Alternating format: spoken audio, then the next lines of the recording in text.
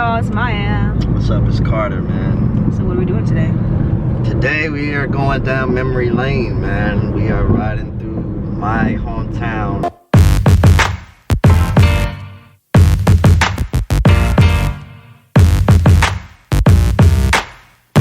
Hampton, Virginia. And I'm just kind of showing Maya where I came up at. Yeah. So, yeah. It's crazy. Like I was just telling her, like every time I come here, it's just always, my heart feels warm. Like I just have a warm spot in my heart for this place. Because I mean, I like my childhood. I enjoyed Yeah. growing up here, being from here. A lot of this stuff that like is still here. That's really crazy to me. Yeah. Like, this building, these apartments over here, still here. Some of the businesses still here. And we're coming up to the intersection. So when I was growing up, when we first moved back here, we lived across this major highway called Mercury Boulevard from my grandmother, called her Nana. So I'm about to take Maya to the first place I lived. Stomping grounds. Yeah. Cause Hampton. y'all remember how we did the military circle mall video when I had all my nostalgic moments and I was like, oh my gosh, this was this, and then he was like, yeah, I should take you to Hampton. You should go see all this stuff, like all my old stuff. So that's what we're doing today. Just getting a little more backstory. Yeah. On each other, because we met recently. We met online. Let's just say that. Shout out to Bumble. Shout out to Bumble. We met online, so we're like always trying to get to know more backstory on each other. We're like, you know, let me make sure that you're not crazy both ways, you know. Well, I said that a lot, but you know, just both ways. So anyway, so yeah, we're riding up to where we headed, you know. Yeah, so this is the first place in Hampton that I remember us living. Holloman Drive. Wow. That KinderCare is still there. That's really crazy too. That's been there as long as I've been alive. Yeah. Let me see if I can remember exactly. He said there was some babysitter or something over here that used to watch you guys, or some neighborhood school or something. Me and Kev, me and my cousin Jerome lived in the same neighborhood. Originally we were coming up. So I remember this street in the little field. Let me turn the camera around. I remember this street in the little field right here. Let me see if I can, because his house had a red door. I remember that like specifically. So we can go in here, or we can go up the road here. Wherever you want to go. Up this way a little bit, because then I can show you where the Toys R Us and all that stuff used to be. Yeah. Do y'all remember Toys R Us? We had one too in Norfolk where I grew up. And yeah, I feel like we used to go there every now and then. We didn't go there all the time, but I do remember it being there. It was like just a staple, you know. And yeah, I remember when they closed down. We didn't go all the time either, but it was always special when we would go. And the thing is, like, it was right in front of where my Nana lived. So she would take me and my sister. We would walk up. Like, that's back, like, we were one of the last generations of walking places. So people still do that. People are. They do, but like, we would walk with her up to the shopping center, and she would go get her groceries from Food Lion, and then like we would go maybe get some dinner or something. There was a McDonald's there too, and then we would go to, she would take us to Toys R Us. Let's say it again. That's where Ollie's was. That's where Toys R Us was. Okay. The McDonald's and the Food Lion is still here. Yeah. Yep. Cool. Yeah. So where are we going now? We're about to turn to where Nana lived. Yep. So yeah, man, it's been a little minute since I've been over this way, and like I was telling Maya, like my Nana passed in 2016. I think it was either it was not too long after I graduated college. I was thankful she was able to be there for that. Yeah. She was already kind of starting to you know, her health was starting to decline at that point. But yeah, like, and when I used to have like really hard times or days in life, like I used to, and y'all will see it in a second. I probably should wait to explain that till we get there. But yeah, it's been a minute since I've been over here, and it's crazy because it just made me think about that one night when I was riding with you when you were doing your Uber yeah. driving, and Yeah. we just so happened to like drive over to where my grandmother, my dad's mother lived. Like literally the exact place, the exact unit. She was right next. Yeah. Yeah. Her place was right next door to it. Just made me so emotional because I hadn't been over there since she passed. She passed in 2012. And so that was 10 years. Literally almost to the day, almost. Yeah, Almost I remember to you the said day, that. Yeah, it was around the same time that you said. Yeah, it was almost to the day. That's just like one of them things. It's like too perfectly aligned to be coincidence. Yeah. You know that like literally almost 10 years to the day of my grandmother dying. I'm just riding around with this girl, and like we pull up to the exact spot where she lived at. You know. Stuff like that is cool. All right, so. Pulling up to Nana's crib. And You'll come back this way? So, like I was saying, alright, so I gotta explain the story. So, when we would come to Nana's, like whenever we were getting ready to leave, she would wave at us through her window. I'm pretty sure it's this window right here. This one? Yeah, this one right here in the middle. She In the middle, waved right to us, yeah, through this window right here. That one, y'all. Yeah. And so like when she passed, I would like sometimes when I was really going through stuff, you know, going through hard times in life, I would just come and sit outside the window. Just park my car outside the window and just talk to her. So yeah. I can still see her, man. That's crazy. I mean, I was just saying to Maya, like, I always enjoy coming back here. Like, and I know a lot of people try to get away from where they're from. And I understand why. You know, I mean, some people's childhoods, their upbringings are not things that they want to remember, are not things that they're proud of, you know. So, you know, it's a pain, it's a whatever that they want to bury. But like, whenever I come back here, I always feel good. Like, I always remember just like how happy I was as a kid. This Air and Space Museum, I remember my dad took me and my sister and I think my cousin Jerome one time. And it was like, yo, that place, because we would always drive by here. Buster? Yeah. It's that Auto Glass building was a Blockbuster. And then there was a driving range back there that my dad used to take us to sometimes. What's a driving range? Where you go hit golf balls and stuff. Oh, okay. Yeah. Huh. Yeah. And so we're coming up close to, I don't know if that building is still there. I hope it is. It is. Oh, comic book place. What does it look like? It's yellow? Right there, the Atomic Comics. And they still got all they used to have like drawings. Whoever did that shit was awesome. It's like, yo, that is such a cool building. I was like, it just looks like a cool place. I used to like beg my dad to take me there. Yeah. I was like, man, like, come on. Like, but yeah, like, they used to have, I don't know who did that, but they killed it. Like, they had the little characters drawn on the windows and stuff. So now they just have look like Spider-Man and like emblems and stuff. So it wasn't like that. It was like actual hand drawn. Actual hand drawn, like, and it was fire. Like, it was fire. Yeah. But that's crazy that place is still there. Atomic Comics, yeah. Atomic Comics. And they got a full, like a lot of people are coming down to there and everything. That's still there. And they still selling the Pokemon cards. Wow. How do you know that? Wow, because they had the LED Pokemon sign. Oh. Wow, man. That's awesome. Last time I was here, it was boarded up. Like, the grass was overgrown. So someone but the building was still there. Yeah, yeah. He was saying that empty lot that we just drove past. That was my first school. First school he went to. That was my first school. It was called Fox Hill Private School, and I went there from when I was 2, I think. When I was 2 to when I was 5. Me and my cousin Jerome, my sister, all of us. And so yeah, it's just an empty lot now. That's crazy. And like I was telling her, it was like a family-run school. This lady, Mrs. Wells, shout out to you, Mrs. Wells. She lived in that house next door. House right here. It looks the same. Yeah. Yay. The brown and yellow house, huh? Man. Wow. So I lived here.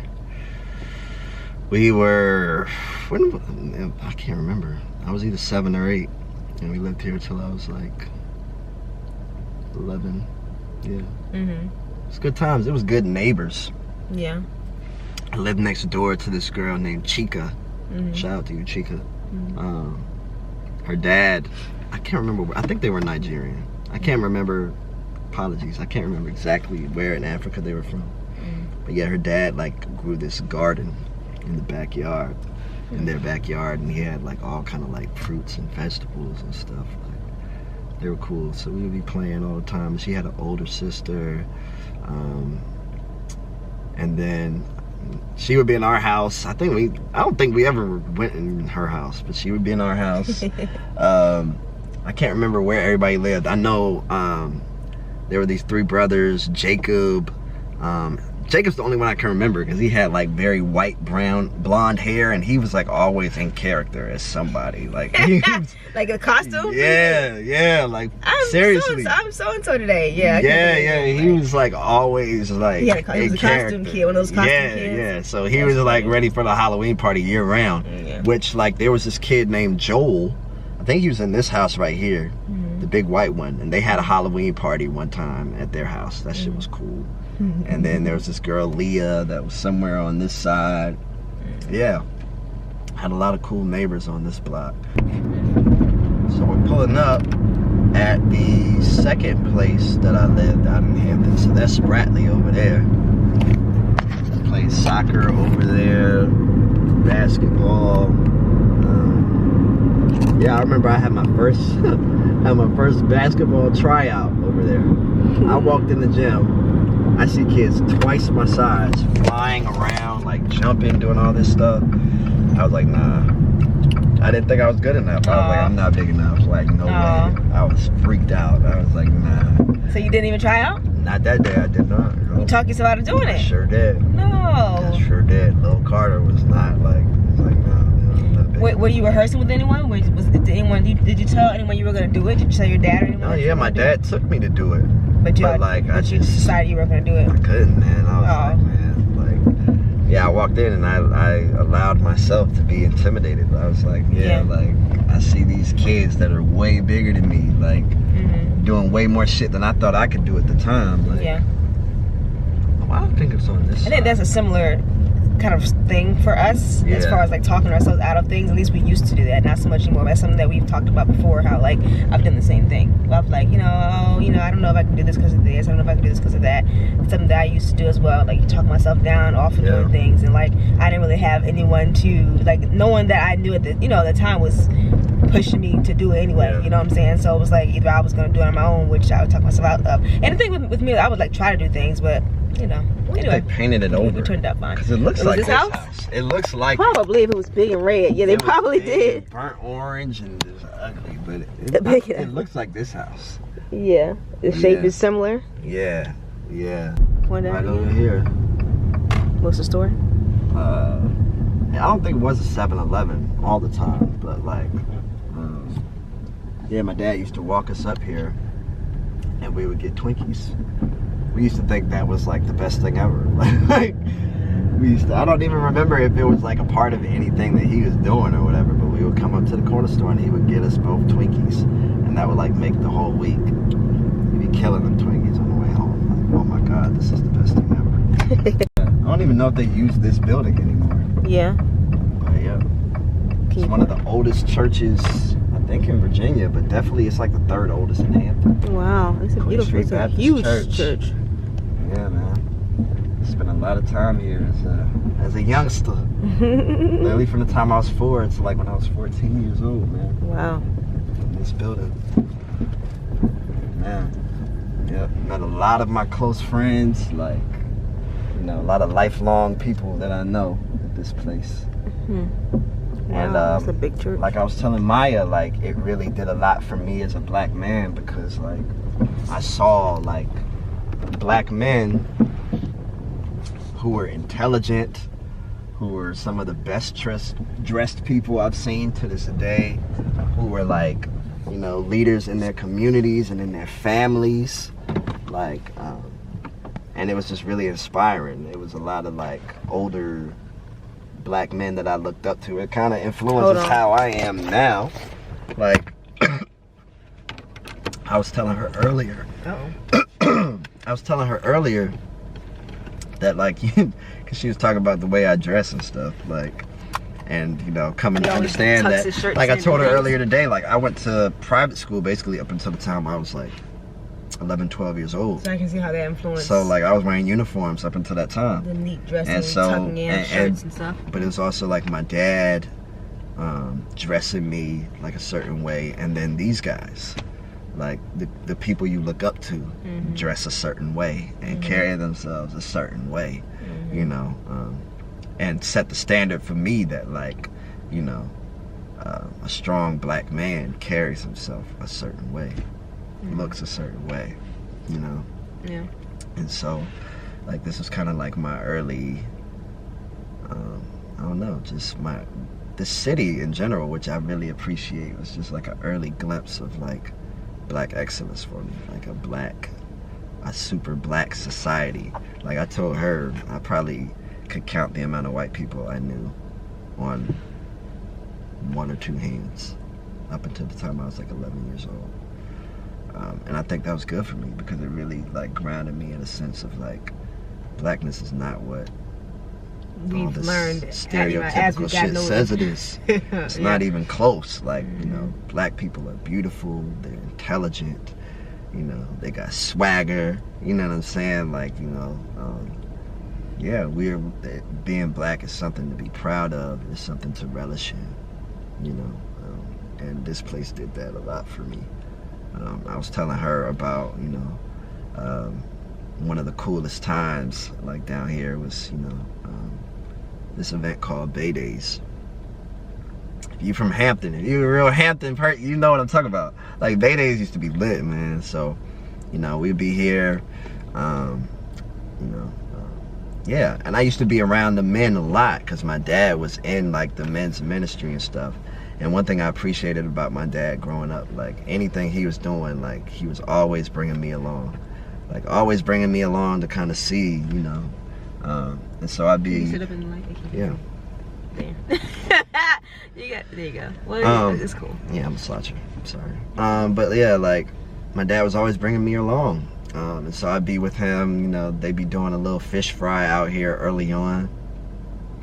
And sometimes I'd be helping with the money and stuff. Yeah. But then other times I remember like. Little kid at the register. Yeah, I remember like playing football and stuff with my friends in this yard right here. You know, we'd be playing games and stuff, and then like as stuff started to get going, as more people, as the girls you liked started showing up, you'd be trying to break out like, all right, Dad, time to go. Oh, they would have it here? Oh, it's downtown. No, like it would kind of start up here and it would go that way. Oh, wow. Like into downtown and into the cobblestone area. Okay, gotcha. And they would have like different rides set up. Wow. There'd be live so music. You can walk it.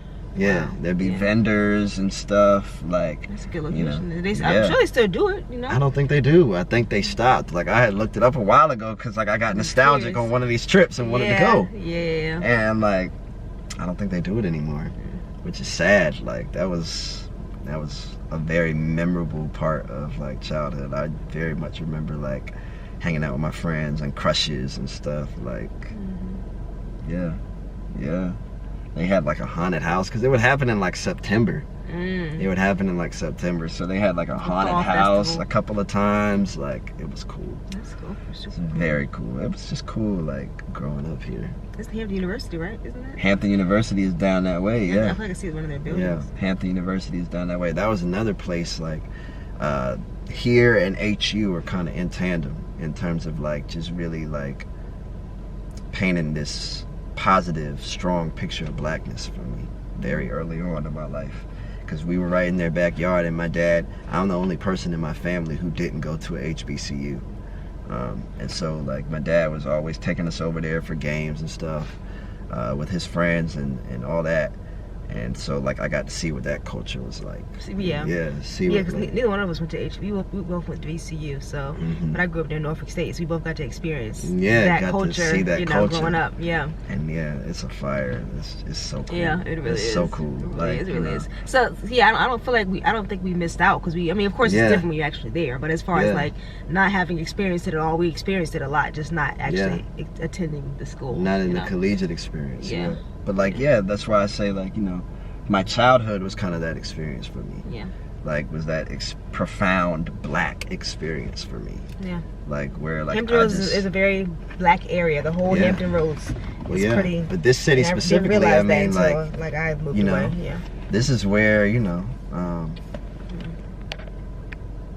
where slaves were kind of first bought. Like, one of the earliest cities, like, you know, that, and I think it's like 60 or 70% black. Yeah.